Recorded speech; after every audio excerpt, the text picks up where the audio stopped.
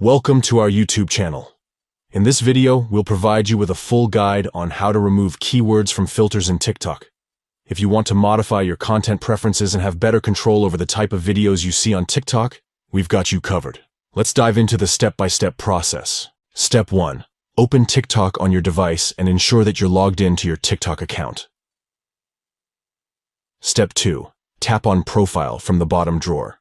This will take you to your TikTok profile page. Step 3. In the top right corner, you'll see 3 stacked lines. Tap on them to open the menu options. Step 4.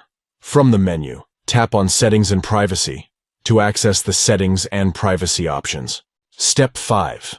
Within the Settings and Privacy options, look for and tap on Content Preferences. This will allow you to customize your TikTok content preferences. Step 6.